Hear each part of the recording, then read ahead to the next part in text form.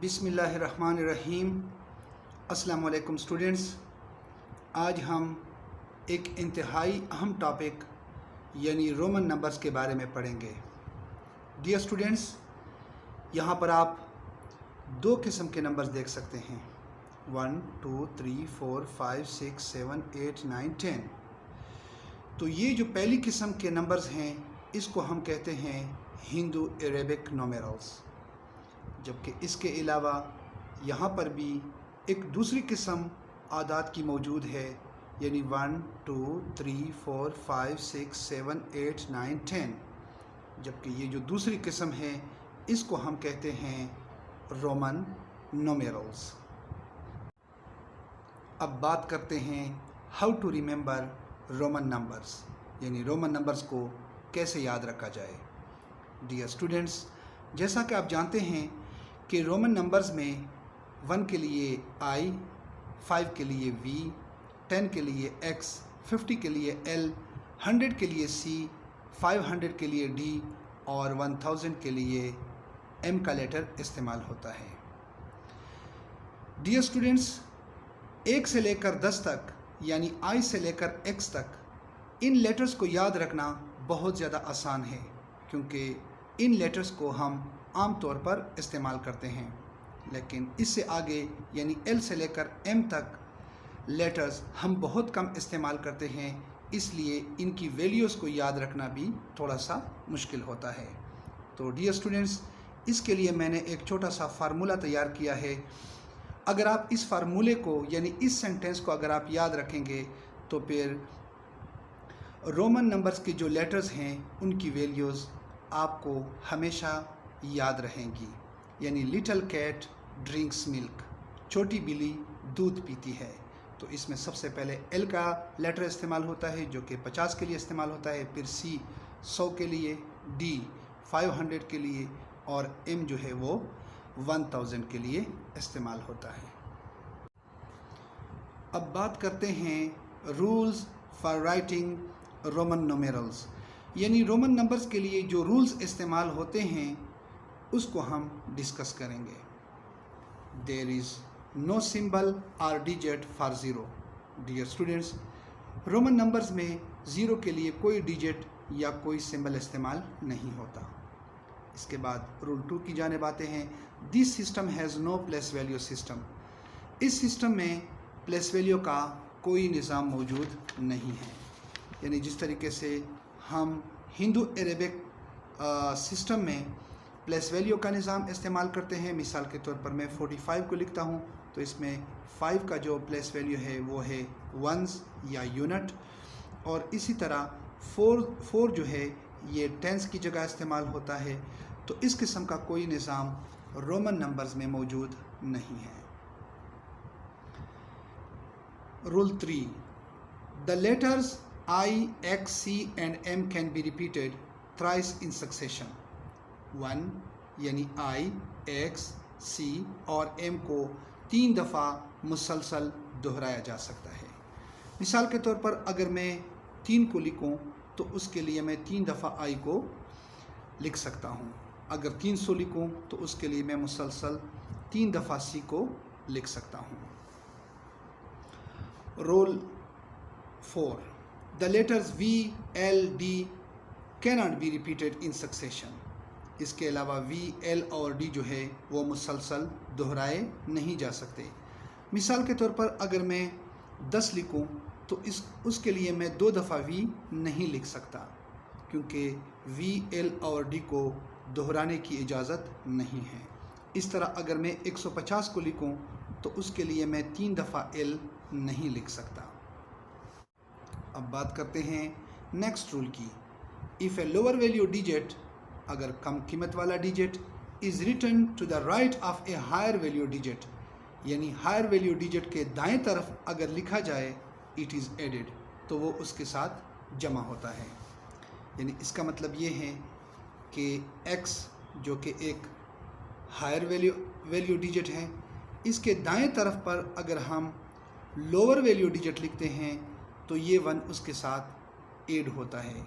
इसके अलावा अगर ये x जो है ये हायर वैल्यू डिजिट है, इसके दाएं तरफ पर हम लोअर वैल्यू डिजिट लिखते हैं जो कि 5 को ज़ाहिर करता है, तो ये 5 जो है ये x के साथ ऐड होगा।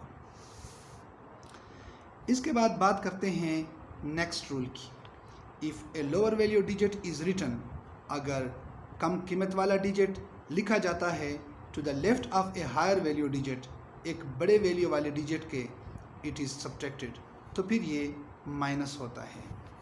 यानी मिसाल के तौर पर अगर हम यहाँ पर x लिखते हैं जो कि हायर वैल्यू डिजिट है, इसके लेफ़्ट साइड पर हम 1 लिखते हैं यानी I लिखते हैं, चूँकि ये लोअर वैल्यू डिजिट है, तो ये लोअर वैल्यू डिजिट जो है ये हायर वैल्यू डिजिट से सब्ट्रैक्ट होगा, यानी 10 - 1 विच इज़ इक्वल टू 9।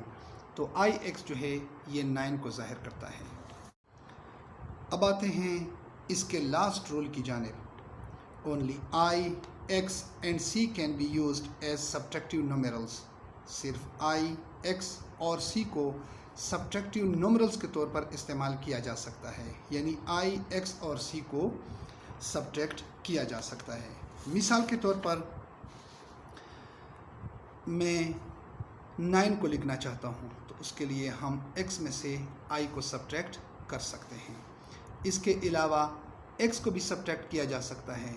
मिसाल के तौर पर मैं 40 को लिखना चाहूँ, तो 40 को लिखने के लिए हम सबसे पहले 50 लिखेंगे और उसमें से हम X को सब्ट्रैक्ट कर सकते हैं।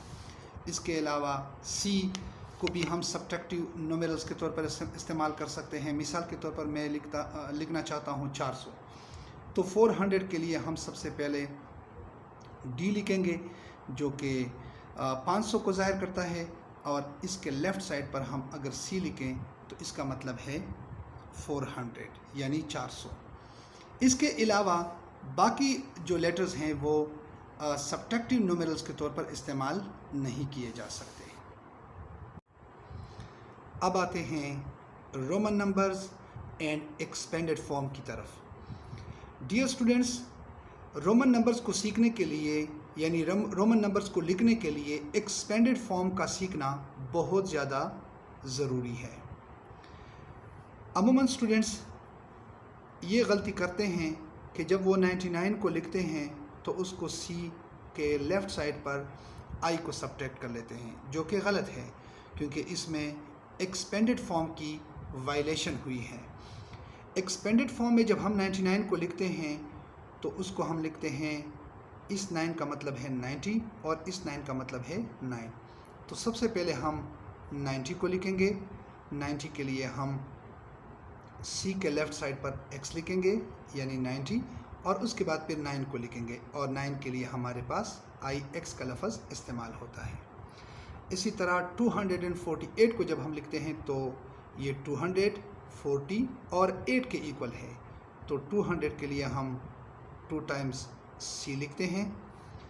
40 के लिए हम XL लिखते हैं यानी 50 - 10 विच इज़ इक्वल टू 40, और उसके बाद हम 8 लिखते हैं। 8 के लिए हम VIII लिखते हैं। इस तरह 499 को लिखते वक्त स्टूडेंट्स अमूमन गलती कर लेते हैं, क्योंकि 499 को जब स्टूडेंट्स लिखते हैं तो वो D जो कि 500 को ज़ाहिर करता है, उसके लेफ़्ट साइड में I डाल के 499 लिख देते हैं, जो कि गलत है, क्योंकि उसमें एक्सपेंडेड फॉर्म की वायलेशन हुई है। 499 को हम पहले 400 फिर 90 और 9। 400 के लिए हमारे पास लफ्ज़ इस्तेमाल होता है D, उसके लेफ़्ट साइड पर हम लिखेंगे C जो कि 400 को ज़ाहिर करता है। इसके अलावा 90 के लिए हम लिखते हैं XC, और 9 के लिए हम लिखते हैं IX। इस तरह 768 को लिखने के लिए 700 जो DCC के इक्वल है, 60 यानी 50 और 60, उसके बाद 8 VIII। अब बात करते हैं Roman numbers more than 1000। Dear students, जैसा कि हम जानते हैं कि 1000 के लिए हम लेटर M इस्तेमाल करते हैं। इसी तरह 2000 के लिए डबल M इस्तेमाल करते हैं और 3000 के लिए हम 3 टाइम्स M इस्तेमाल करते हैं। अब आते हैं 4000 की जानिब। तो 4000 को लिखने के लिए M को 4 दफ़ा नहीं लिखा जा सकता, तो अब क्या करें? तो ऐसी सूरत में हम ये फार्मूला इस्तेमाल करते हैं, n bar is equal to n multiplied by 1000। यानी n के ऊपर जब हम बार लिखते हैं, किसी नंबर के ऊपर हम बार लिखते हैं, तो उसका मतलब होता है कि उस नंबर को 1000 से मल्टीप्लाई किया गया है। तो अब हमारे लिए आसानी है, यहाँ हमारे पास है 4000, तो सबसे पहले हम 4 लिखेंगे जो कि IV के इक्वल है, इसके ऊपर हम छोटा सा बार लिखेंगे। इसी तरह 5000 के लिए V लिखेंगे, उसके ऊपर हम बार लिखेंगे जो कि 1000 को ज़ाहिर करते हैं। इसी तरह 25000, तो सबसे पहले हम 25 लिखेंगे, 25 के लिए डबल X का मतलब है 20, V को अगर हम जमा करते हैं तो ये 25 के इक्वल है और 25000 है चूँकि, तो 25000 के ऊपर हम बार लिखेंगे।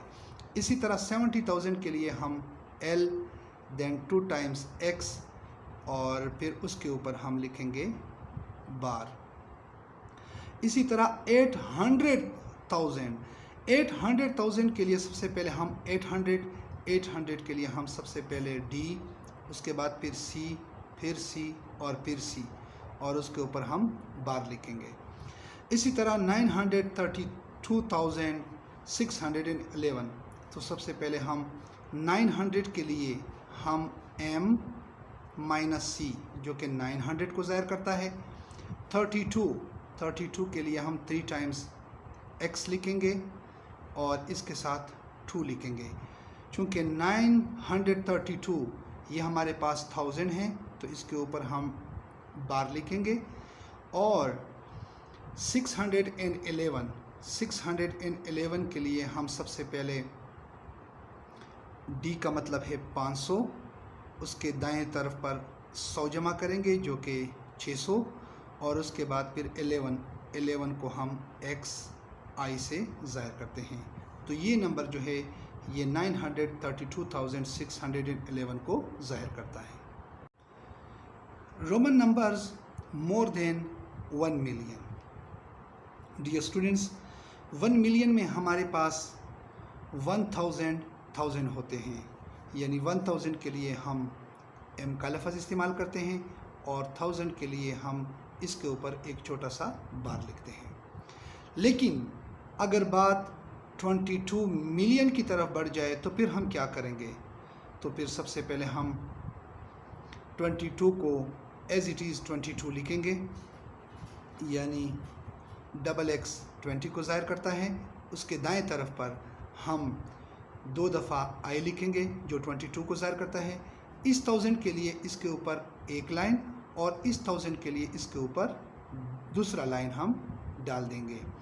यानी n के ऊपर जब डबल बार आता है तो उसका मतलब होता है n multiplied by 1000 multiplied by 1000। इस तरह 912,112,325 को हम इस तरतीब से लिखेंगे, यानी 912 ये चूँकि मिलियन है इसके ऊपर 2 बार आएंगे। 112 ये चूँकि 1000 है, 1000 के ऊपर 1 बार आएगा और एंड देन 325। अब बात करते हैं Roman numbers more than 1 billion की। तो 1 बिलियन में चूँकि हमारे पास 1000 होते हैं, तो 1000 चूँकि M के इक्वल है, इस 1000 के लिए 1 बार और इस 1000 के लिए एक दूसरा बार लिखा जाएगा। लेकिन अगर बात 45 बिलियन तक पहुंच जाए तो फिर हम क्या करेंगे? तो 45 बिलियन के लिए हम सबसे पहले 45 को लिखेंगे, यानी XLV। उसके बाद इस 1000 के लिए 1 बार, इस 1000 के लिए दूसरा बार और इस 1000 के लिए तीसरा बार ड्रा करेंगे। और इस तरीके से 270 बिलियन, 300 मिलियन, 400,106 को इस तरतीब से लिखेंगे, यानी 270 चूँकि बिलियन है, इसके ऊपर 3 बार ड्रा करेंगे, और 300 चूँकि मिलियन है, इसके ऊपर 2 बार आएंगे। इस तरह CD जो है 400 को ज़ाहिर करता है, ये चूँकि 1000 है, इसके ऊपर 1 बार आएगा, और 106 जो है इसके ऊपर कोई बार नहीं आएगा। डियर स्टूडेंट्स, मुझे उम्मीद है कि वीडियो आपको पसंद आई होगी। अगर वीडियो आपको पसंद आई है तो लाइक ज़रूर कीजिए और अपने दोस्तों के साथ शेयर कीजिए।